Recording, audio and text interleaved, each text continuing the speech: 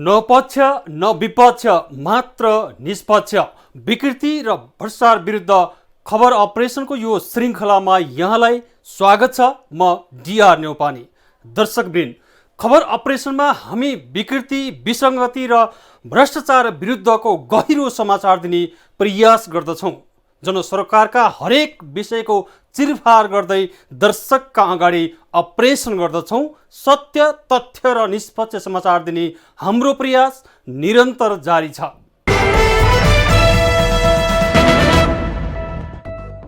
दर्शकवृन्द, सानो आगोको झिल्को सामान्य नै हुन्छ।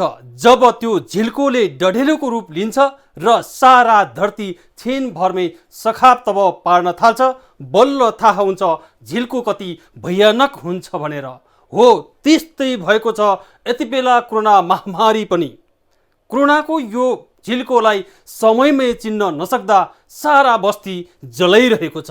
वैशाख यता 2000 बढीको कोरोनाबाट मृत्यु भएको छ। मृत्यु र सङ्क्रमणको दर उकालो लागिरहेको छ। महामारीको कारण मुलुकको स्वास्थ्य अवस्था ध्वस्त हुँदै गएको छ। ध्वस्त हुँदै गएको मुलुकको स्वास्थ्य अवस्थाको चिरफार गर्दैछौँ आजको खबर अपरेसनमा।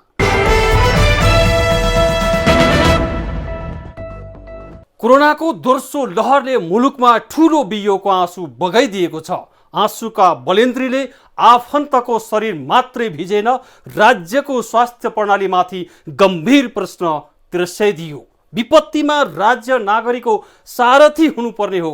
महामारीसँग जुझ्ने बलियो संयन्त्र निर्माण गर्नुपर्ने हो। संयन्त्रकै तागतमा स्वास्थ्य प्रणालीलाई डगमगाउन नदिनुपर्ने हो। तर शासकहरू तथ्यहीन तर्क गरेर महामारीलाई 1 वर्ष यता हाँसी मजाकमा उडाइरहेका छन्। सत्ताको जिना झम्तीमा सिङ्गो राजनीति लतपतियो। सत्ता पक्ष र विपक्ष दुवैले हरेक दिनको नागरिकको मृत्यु संख्या गिन्ती गरेर महिना कटाए। महामारी नियन्त्रण गर्न भन्दा पद प्रतिष्ठाको माखे स्वार्थले संसद र सरकार बदनाम भए। अस्पतालका शय्यामा नागरिक भतभती मर्न थालेपछि सरकार बल्ल होसमा आए जस्तै गरेको छ। महामारीले वैशाख महिनामा मात्रै करिब 2000 को मृत्यु भएपछि बल्ल सिंहदरबारको होस खुलेपछि नागरिकको जीवन रक्षा गर्न भन्दै प्रधानमन्त्रीको सबै संयन्त्रलाई निर्देशन आयो। सुरुमा हामीले अनुभव पनि भएन। मैले नि ठानेको के थियो भनेदेखि यस रूपमा नेपालमा चाहिँ कोभिड बढ्छ भन्ने मैले ठाने। मैले के ठानेको थिएँ भनेदेखि हाम्रो चाहिँ इम्युन सिस्टम धेरै स्ट्रङ छ, त्यसकारण अलिअलि सर्ला तर धेरै यस तहमा चाहिँ वृद्धि हुन सक्दैन भन्ने लाग्यो। तर यस तहमा वृद्धि हो। सामान्य इम्युन सिस्टमले पनि यसलाई रेस्क्यु गर्छ। यद्यपि इम्युन सिस्टमको काम छैन भने त्यो जति मात्रामा मान्छे रिभाइभ भएका छन् त्यसमा पनि इम्युन सिस्टमको अवश्य नै भूमिका हुन्छ। यससँग इम्युन सिस्टमको भूमिका नहुने होइन। त्यसकारण अब सरकारको तर्फबाट एउटा के देखियो भनेदेखि थुप्रै कामहरूमा कोअर्डिनेसनको अभाव देखियो। कोअर्डिनेसनको अभाव देखियो, त्यसकारण कोअर्डिनेसनको प्रभावकारी व्यवस्था गरिनेछ। कहाँ खोज्न जाने, कता खोज्न जाने, बल्ल भन्न जाने होइन। एक ठाउँ हुन्छ, यहाँ म यसरी प्लान्ट स्थापना गर्छु भनेपछि त्यो आवश्यक छ कि छैन त्यसको जवाफ तत्काल दिन्छ र त्यसमा के फेसिलिटी दिन सकिन्छ त्यो तत्काल त्यहाँबाट दिन्छ। तत्काल डिसिजन दिन्छ र तत्काल त्यो एक्सन जान्छ। स्वास्थ्य मन्त्रीले दोषभरि अस्पताल र चिकित्सकहरूमाथि थोपरे। वैशाख सुरुदेखि कोरोनाको संक्रमण दर र मृत्यु समुद्री ज्वार भाटा चाहिँ उड्दै गयो। बिरामीले अस्पतालहरू खसाखस भरिए। अस्पतालहरू जनशक्ति र उपकरण विहीन जस्तै थिए र अझै पनि छन्। अस्पतालमा अक्सिजन सिलिन्डरको चरम कृत्रिम अभाव सिर्जना गरियो। जनशक्ति र उपकरणको अभावमा चिकित्सकहरूले आत्मसमर्पण गर्न बाध्य भए। सरकारले उपकरण र जनशक्तिको बन्दोबस्त गर्न सकेन, बरु उल्टै अस्पताल र चिकित्सकहरूलाई दोष दिएर स्वास्थ्य मन्त्री पानी माथिको ओभानो बन्ने प्रयास गरे।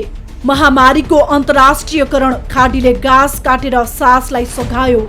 मुलुकभित्रको यो विपत्तिले हरेक देशभक्त नागरिकको हृदय चिया बनाइदियो। आँखै अगाडि मृत्यु हेर्न हरेक नागरिक बाध्य भए। नेपालको महामारीले विश्वको ध्यान समेत आकर्षित गर्यो। नेपालको महामारीको विषयमा अमेरिकी संसदमा समेत कुरा उठ्यो। महामारीको अन्तर्राष्ट्रियकरण हुँदै गएपछि नेपालको स्वास्थ्य अवस्थाले सबैलाई चिन्तित बनायो। खाडी पुगेका युवाले गाँस काटेर सासका लागि 560 अक्सिजन सिलिन्डर स्वदेश पठाए। रेमिटान्सले मुलुक धानेका खाडीका युवाले विपत्तिमा पनि सासको लागि सघाए। तर महामारीको यो सङ्गीन घडीमा युरोप, अमेरिका र अस्ट्रेलिया पुगेकाहरूले सघाउन इच्छा देखाएनन्। अनुदानको अक्सिजन सिलिन्डरमा पनि माननीयको हानथाप। महामारीमा अक्सिजनको हाहाकार भएपछि चीनले अक्सिजन अनुदान दिएको थियो। महामारीमा अक्सिजनको हाहाकार भएपछि चीनले अक्सिजन अनुदान दिएको थियो। चीनले अनुदान दिएको अक्सिजन सिलिन्डरमा पनि माननीयहरूको हानथाप भयो। सरकारी संयन्त्रबाट आवश्यकता हेरी वितरण प्रणाली बनाउन सकिन्थ्यो, तर कुनै पनि संयन्त्र बिना पहुँचवालालाई सिलिन्डर बाँडियो। माननीयहरूले मन्त्रालयबाट उठाएका सिलिन्डरको विषयले संसदको गरिमामा पनि पुनः धक्का लाग्यो। जनताले चुनेका जनप्रतिनिधिहरूबाटै हदैसम्मको हानथापले अस्पतालको बेडमा छटपटाइरहेका बिरामीको मात्र होइन, आफन्तको मुटु छिया बनाइदियो। अक्सिजन सिलिन्डरमा पनि सरकार झुट बोल्यो। सरकारले चीनबाट थप 20,000 अक्सिजन सिलिन्डरको अनुदानको हल्ला गर्यो। चिनिया सहयोगमा नेपाल आउने सिलिन्डरले धेरै बिरामीको जीवन रक्षा गर्न सकिन्छ भन्ने आम भरोसा थियो। तर त्यो सिलिन्डर व्यवसायीहरूले नेपाल भित्र्याएको खबर बाहिरिएपछि पुनः झुट बोलेर थप विश्वास गुमाएको आरोप सरकारले खेप्यो। तर त्यो सिलिन्डर व्यवसायीहरूले नेपाल भित्र्याएको खबर बाहिरिएपछि पुनः झुट बोलेर थप विश्वास गुमाएको आरोप सरकारले खेप्यो। जीवनभन्दा चिताको चिन्तामा वन मन्त्री कुर्लिए। महामारीले त्राही बनिरहेका बेला वन मन्त्रीले पशुपति आर्यघाटमा काठको अभाव नहुने अभिव्यक्ति दिए। वन मन्त्रीको अभिव्यक्तिले थप पीडामा नुन छर्कियो। अक्सिजनको अभावले मानिसहरू अस्पताल पुगेपछि घर फर्कन सकेका छैनन्, तर वन मन्त्रीले जीवनभन्दा चिताको चिन्ताको अभिव्यक्ति दिएर सन्तोष माने। बागमती किनारमा जलिरहेको शवको धुवामा मन्त्री पनि मुग्ध भए। यसरी कोरोना महामारी नियन्त्रण बाहिर गइसक्दा पनि सरकारले कुनै विज्ञ संयन्त्र बनाएन। विपत्तिको बेला सुझबुझपूर्ण नीति र योजनाको अभावमा महामारी नियन्त्रण बाहिर पुग्यो। सबभन्दा ठुलो मान्छेको जीवन नै हो, त्यसकारणले भेन्टिलेटरको कुरा, अक्सिजनको कुरा, हस्पिटल बेडको कुरा, अनि कन्ट्र्याक्ट ट्रेसिङको कुरा, टेस्ट गर्ने कुराहरू यो एउटा फेज हो भने अब अर्को फेज भनेको त हामीले सकेसम्म हार गुहार गरेर चारैतिर होइन किनेर ल्याएर हुन्छ कि के गरेर हुन्छ भ्याक्सिन ल्याउनु पर्ने नै आवश्यकता छ। र त्योदेखि बाहेक अब अलिकति मध्यमकालीन दीर्घकालीन रूपमा कम्तीमा पनि हामीले दक्षिण एसिया जति को क्यापाबिलिटी हुने गरिकन स्वास्थ्यको पूर्वाधार बनाउनु पर्ने, स्वास्थ्यको जनशक्ति बढाउनु पर्ने कुराहरू देखिन्छ। कोरोना महामारीले नेपाल मात्र आक्रान्त छैन, विश्व जगत महामारीबाट अछुतो छैन। महामारीबाट मानवीय तथा आर्थिक क्षति विश्वले बेहोरेको पनि छ। तर सुझबुझपूर्ण नीति र योजनाले महामारी नियन्त्रण गरेका उदाहरण छन्। भुटान जस्ता मुलुकले कोरोना नियन्त्रणमा सफलता हासिल गरेको छ। छिमेकी मुलुक चीनले कोरोना नियन्त्रण गर्न सफल भएको छ, तर नेपाल कोरोनाको भयावहबाट गुज्रिरहेको छ।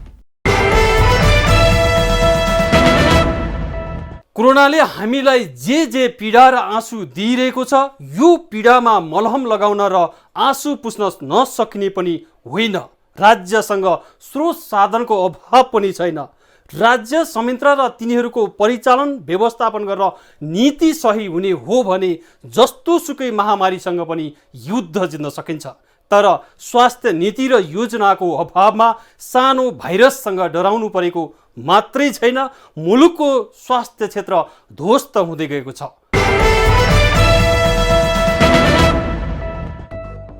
कुनै पनि राज्यको नीतिले कति धेरै दीर्घकालीन असर गर्दछ भन्ने तथ्यगत अनुभव यति बेला महामारीमा भइरहेको छ। खुला बजार र उदारीकरणको सस्तो नाराले नेपाल जस्ता मुलुक कसरी दुर्घटनामा पर्छन् त भन्ने तथ्यको उजागर भएको छ। स्वास्थ्य नीतिमा गरिएका खुला र छाडा प्रबन्धले स्वास्थ्य क्षेत्र कति भयावह बन्दो रहेछ, उदारीकरणको यो दृष्टिले गहिरो गरी खाल्डो खनेको छ। त्यसको तथ्य तपाईँ हामी यो महामारीको विकराल अवस्थामा भोगिरहेका छौँ। सन् 1990 को राजनैतिक परिवर्तनपछि मुलुक खुला बजारको नीतिमा अघि बढ्यो। प्रजातान्त्रिक उदारीकरणको लहरले स्वास्थ्य क्षेत्र पनि खुला र छाडा छोडियो। मानवीय संवेदनाको अत्यन्तै महत्वपूर्ण क्षेत्र स्वास्थ्य बजारमा खरिद बिक्री हुन थाल्यो। खुला प्रतिस्पर्धामा स्वास्थ्यलाई जब बजारमा छाडियो तबदेखि स्वास्थ्य क्षेत्रको पहुँचमा दुई वर्गको जन्म मात्रै गरेन, स्वास्थ्य क्षेत्र मुलुककै सबैभन्दा दूषित र दुर्गन्धित बन्दै गयो। यसको परिणाम खुला बजार नीतिको 3 दशकमा हामी जे भोगिरहेका छौं त्यही नै हो। त्यसको दुष्परिणामको प्रभाव पहिलो चरणको कोरोना महामारी पछि देखिन सुरु गर्यो। दोस्रो लहरको संक्रमण पहिलो भन्दा 10 गुणा भयानक देखिएको छ।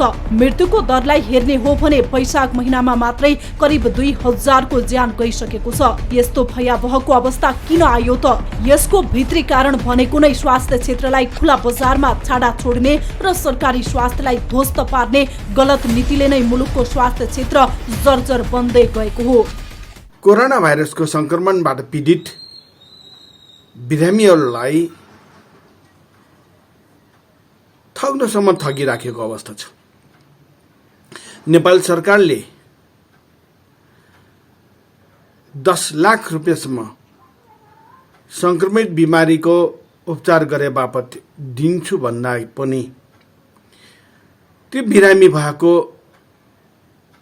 नागरिकसँग एउटा बेडकै 80,000 रुपियाँसम्म लिएको र औषधिको पनि जथाभावी मूल्य लिएको पाइएको छ। हामीले नै अनुगमन र निरीक्षणकै क्रममा पनि हामीले के देखेका छौँ भने र प्रचारमा आएको वा अखबारमा आएको न्युजलाई आधार मान्ने हो भने एउटा अक्सिजन ग्यासको लागि 15 देखि 25,000 सम्म लिने, रेमडेसिभिर जो 5,000 सरकारले नै तोकेको रेटको कुरा गरे 4,900 रुपियाँ परेकोलाई 20,000 देखि 25,000 सम्म लिने र त्यसरी नै अन्य सेवा सुविधा दियो भनेर अधिक समय हदैसम्म मूल्य लिएर जुन किसिमले शोषण गर्ने काम देखिएको छ त्यो अत्यन्त निन्दनीय छ। हामीले त भनिएको, नेपाल सरकारलाई हामीले सुझाव पनि दिएको छौँ, सार्वजनिक रूपमा हामीले सञ्जालमा पनि राखेका छौँ कि यो अवस्थालाई ध्यानमा राख्ने हो भने अब नेपाल सरकारले स्वास्थ्य सङ्कटकाल लागू नगरी अब सम्भव छैन। त्यस्ता निजी हस्पिटलहरू जसले चाहिँ अहिले कोरोना भाइरसको सङ्क्रमणलाई नै महामारीलाई नै व्यापारको रूपमा लिने र कमाइको भाँडाको रूपमा लिने जो प्रवृत्ति देखिएको छ तिनीहरूलाई अब चाहिँ तल लगाउनै पर्छ। विशेष गरी निजीकरण ऐन 2050 कार्यान्वयनमा आएपछि स्वास्थ्य क्षेत्रबाट क्रमशः राज्य भाग्दै गयो। स्वास्थ्य जस्तो आधारभूत सेवालाई खुला बजारमा छोडिदिएर राज्य मुखदर्शक बन्दै आयो र अन्ततः मुलुकको स्वास्थ्य क्षेत्र सीमित घरानाहरूको कब्जामा पर्दै गयो। सरकारले पनि स्वास्थ्य क्षेत्रमा लगानी नगरेको पनि होइन, तर राज्यका स्वास्थ्य संरचना नाउ मात्रैका छन्। कर्मचारी तन्त्रमा लुटको मनोविज्ञान, राजनीतिक दलमा कार्यकर्ता भर्तीले सरकारी स्वास्थ्य क्षेत्र थिलथिलो भएको छ। सरकारी स्वास्थ्य संस्था निजी क्षेत्र र राजनीतिक शक्तिको साँठगाँठमा ध्वस्त पारिँदै गयो। सत्ताभित्र र बाहिरबाटै सार्वजनिक स्वास्थ्य निरन्तर निशानामा पर्दै जाँदा निजी स्वास्थ्य बलियो हुँदै गयो। सरकारले केसम्म भन्यो भनेदेखि ल अक्सिजन तपाईँहरूले बन्दोबस्त गर्नुहोस् है, यहाँभन्दा गए गुज्रेको र गएको सन्देश केही हुनसक्छ? त्यो त संविधानलाई पनि बर्खिलाप हो, मानवीयताको पनि हो, नैतिकतालाई पनि ख्याल गर्न नसकेको जस्तो अवस्था हो। नेतृत्व गर्ने जिम्मेवारी त फेरि पनि सरकारकै हो। सरकारले लिड लिएर आफ्ना स्रोत र साधनले भ्याइन्जेलसम्म सबै गर्नुपर्ने हो। तर दुःखको कुरो के आयो भन्नुहुन्छ भने स्रोत र साधनले भ्याउने नेभ्याउने भन्दा पनि भ्याएको कुराहरूमा पनि पहुँचमा भएका आफूले बाँडचुँडी गरेर जनता समक्ष पुरा नगराउने जुन हरकत देखियो नि, यो चाहिँ बडा खेदलाग्दो किसिमको विषय बनेर गएको छ। राजनीतिक नेतृत्वको गम्भीर गल्तीले यति बेला स्वास्थ्य क्षेत्र राज्यले पनि नियन्त्रण गर्न नसक्ने अवस्थामा आइपुगेको छ। त्यसको तथ्यगत पुष्टि कोरोना महामारीको विकराल दृष्टान्तबाट भइसकेको छ। राज्यको निजी क्षेत्रको सहभागितामा मुलुक बनाउने गलत नीतिले कर्पोरेटहरूले समग्र मुलुकको स्वास्थ्य क्षेत्र कब्जा गरेका छन्। सेवा दिन सञ्चालित स्वास्थ्य कर्पोरेटहरू सटर बन्द गरिरहेका छन्। मापदण्ड अनुसारको सशुल्कमा उपचार गरेर मानवीयता देखाउनु पर्ने दायित्व हो र उपचार गर्ने लाखौं रकम अग्रिम दाखिल नगरी बिरामीको मुखै हेर्दैनन्। बिरामी भन्दा पहिले पैसा हातमा अनि बल्ल उपचार गर्छन् निजी अस्पतालहरू। यो हदसम्मको अमानवीय व्यवहारसँग राज्य डराइरहेको छ। निजी अस्पतालहरूले उपचार गर्ने भए भने पनि राज्यले तोकेको मूल्य भन्दा तेब्बर दाम असुलिरहेका छन्।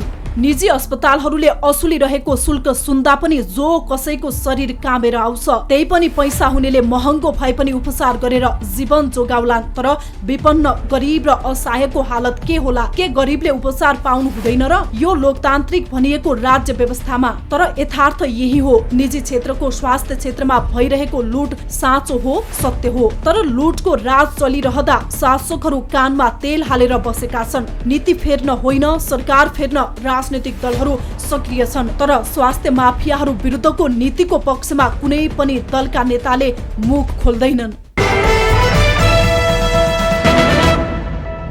कोरोना महामारीले मुलुकको स्वास्थ्य विषयमा पुनर्विचार गर्नुपर्ने परिस्थिति ल्याइदिएको छ। स्वास्थ्य क्षेत्रलाई बजारमा छोड्दा विपत्तिमा निजी क्षेत्र काम लाग्दैन भन्ने तथ्य उद्घाटन गरिदिएको छ। यसरी खुला बजारका नाउँमा स्वास्थ्य क्षेत्रलाई कौडीको भावमा छोड्दै जाने हो भने भोलिका दिनमा अझै तहसनहस हुँदै जाने पक्का छ। नीति, थिति, विधि र पद्धतिले मात्रै सबैलाई न्याय गर्न सक्छ। तर नीति, विधि र पद्धतिको घाँटी निमोड्दै गएपछि वितरण र सेवा प्रवाहमा चरम भद्रगोल भएको हो।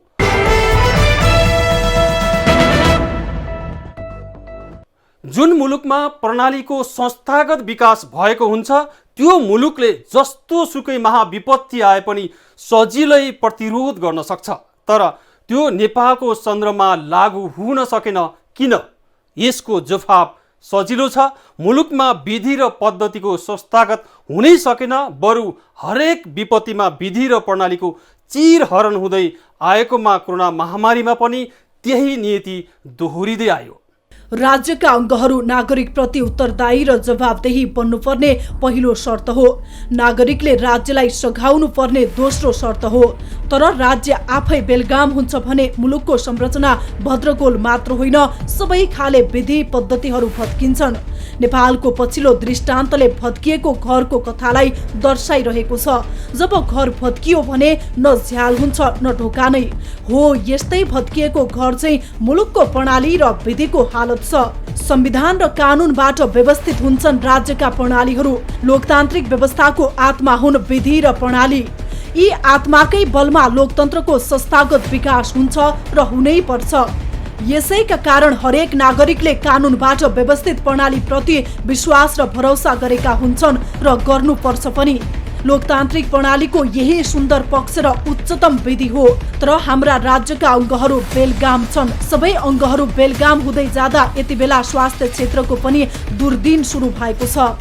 चाहिँ महामारीको युद्धमा भएको बेलामा सरकार बनाउने र गिराउने खेलमा लागेको हुँदाखेरि हामी चाहिँ सबै पार्टीबाटै विश्वास गर्न सक्ने स्थिति जनताले पाइरहेका छैनन्। किनभने यो समयमा के हुनु पर्थ्यो त भन्दाखेरि स्थिर सरकार बनाएर सबै पार्टीहरूले चाहिँ नागरिकको जीवन रक्षाको लागि काम गर्नु पर्थ्यो। त्यस्तो भइरहेको चाहिँ पाइएन। सत्ताको लुचाछुँडीमा चाहिँ दौडधुप गरेको पाइयो, जुन चाहिँ नेपालीहरूको लागि र यो संघीय गणतन्त्र प्रणालीको लागि पनि दुर्भाग्यपूर्ण हो जस्तो मलाई लाग्छ। लोकतान्त्रिक व्यवस्थामा जनप्रतिनिधि जनताका मुख्य भरोसा हुन्। संविधान र कानूनको लक्ष्मण रेखामा रहेर विधि र प्रणालीको प्रबन्ध गर्ने उनैमा सार्वभौम अधिकार हुन्छ र त्यही अधिकारको तागतमा कानूनबाट निर्देशित विधि र पद्धतिको विकास भएको हुन्छ। तर मुलुकमा पटक पटक आएका महाविपत्तिमा प्रणाली र विधिलाई ध्वस्त बनाउने जनताबाट निर्वाचितहरूबाट दोहोरिनु यो जतिको लज्जा अरू के हुन सक्छ र? 2072 को महाभूकम्पमा त्रिपाल र जस्तापाता प्रकरणले सांसदहरूको हुर्मत लिएको थियो। यति बेला कोरोना महामारीको दोस्रो लहर चलेको छ। त्यो बेला भूकम्पले एक पटक मानवीय चित्कार र आँसु बगाएको थियो। तर यस पटकको महामारीले पल पलमा आँसु र चित्कार दोहोर्याइरहेको छ। यस्तो विपत्तिमा राज्यको प्रणाली र विधि अझै मजबुत हुनुपर्ने हो। तर राज्यका अङ्गहरूबाट व्यवस्थित विधि नै उल्ट्याएर अक्सिजन सिलिन्डर प्रकरणले सबैलाई मुख लुकाउने अवस्था बनाइदियो। जोखिम आइपर्यो, समस्या आइपर्यो भने हाम्रो प्लान बी के हो त भन्ने कुराहरू हामी त्यसरी प्लान बी बनाउने चलन छैन। त्यही कारणले गर्दा अब पोहोर साल हाम्रो कोभिडको समस्या धेरै भयो, तर घट्न थाल्यो। तर युरोपमा दोस्रो वेभ आइसकेको थियो, अमेरिकामा दोस्रो वेभ आइ नै सकेको थियो। तर अब हामीले त्यसलाई त्यति वास्ता गरेनौँ, हामी कहाँ आउँदैन होला भन्ठान्यौँ। त्यस कारणले मुख्य कुरा त के भने यो अनसर्टेन्टिजहरू होइन लाई एड्रेस गर्ने, सम्बोधन गर्ने, प्लान बी जोखिमहरू होइन यीहरू पत्ता लगाउने कुराहरूमा नीति अलिक कमजोर रह्यो। अनि यो दोस्रो कुरो त अब हामीसँग कार्यान्वयनकै समस्या हो। कार्यान्वयनमा चाहिँ नेपालमा सबैभन्दा ठुलो समस्या भनेको समन्वय हो। किनभने धेरै कुराहरू के हुन्छ भने एउटा मात्रै मन्त्रालय, एउटा मात्रै सरकारी निकायले गर्न सक्दैन। यसको समन्वय गर्दाखेरि विभिन्न मन्त्रालयहरू, विभिन्न एजेन्सीहरू, निजी क्षेत्रहरू पनि संलग्न हुनुपर्छ। त्यो समन्वयको काममा चाहिँ अत्यन्त हामी कमजोर छौँ र त्यो समन्वयको अभावको कारणले गर्दाखेरि चाहिँ हामीलाई अलिकति समस्या हुने कार्यान्वयनमा हो। र कार्यान्वयनमा त अब सरकार यसै पनि सक्षम छैन। यो मात्रै होइन, यो स्वास्थ्यसँग सम्बन्धित मात्रै होइन, हामी विकास योजनाको कुरादेखि लिएर सर्भिस डेलिभरीको कुरा कहीँ पनि अब सरकार चाहिँ त्यति चाहिँ सक्षमताका साथ अगाडि बढ्न सक्दैन कार्यान्वयनमा। कुनै पनि लोकतान्त्रिक राज्य निश्चित संस्थागत प्रणालीबाट चलेको हुन्छ। विधि र पद्धतिका लागि संविधान हुन्छ, ऐन र कानुन हुन्छन्। त्यसैका आधारमा राज्यका अङ्गहरू चलेका हुन्छन्। यस्तो संयन्त्र जति प्रभावकारी बन्छन्, संस्थागत हुन्छन्, त्यति नै सजिलो ढङ्गले राज्यबाट नागरिकमा सेवा प्रभाव भइरहेको हुने गर्दछ। यही सेवा प्रभावले राज्यलाई नागरिकसँग जोड्ने गर्दछ। नागरिक र राज्य बीचका सम्बन्ध यस्तै संस्था र संयन्त्रले सेतुको काम गरेका हुन्छन्। यसरी जहाँ राज्य सञ्चालन गर्ने नेतृत्व जिम्मेवार बनेको हुन्छ, त्यहाँ यस्ता राज्य संयन्त्र प्रति नागरिक विश्वास बलियो हुन्छ। राज्य प्रतिको यही भरोसाले नागरिक र राज्य बीचको सम्बन्ध मजबुत बनाएको हुन्छ। तर मुलुकको पछिल्लो अवस्थाले विधि र पद्धतिको चिरहरण भइरहेको छ। महामारीको यो सङ्गीन घडीमा राज्य संयन्त्रहरू विधिमा किन चलेनन्? जो जान्ने उही भन्या नमान्ने भन्ने उक्ति किन चरितार्थ भयो? मुलुकको विधि विधान बनाउनेहरू नै विधि र पद्धतिको उल्लङ्घन हुने अवस्था कसले ल्यायो? माननीय आफैले सिलिन्डर बोकेर निर्वाचन क्षेत्र कुद्नु पर्ने नियति किन र कसले निम्त्यायो? के अक्सिजन सिलिन्डर पहुँचवालाका लागि मात्रै हो? पहुँच नहुनेहरू सिलिन्डर अभावमा चितामा जल्नुपर्ने हो? लोकतान्त्रिक व्यवस्थामा विधि र पद्धति हुँदैन र? विधि र पद्धति बसाल्नु पर्नेहरू नै विधि र पद्धति उल्लङ्घन गर्छन् भने आम सर्वसाधारणको अवस्था के होला? के महामारीको भयावहको अवस्थामा राज्यसँग गतिलो जवाब छ? राज्यसँग हाम्रो यही प्रश्न छ। हवस् त आजको खबर अपरेसन यति नै। विकृति, विसङ्गति, भ्रष्टाचार विरुद्धको हाम्रो खबरदारी जारी छ। तपाईँ टिभी टुडे एचडी टेलिभिजन हेर्दै गर्नुहोला। नमस्कार।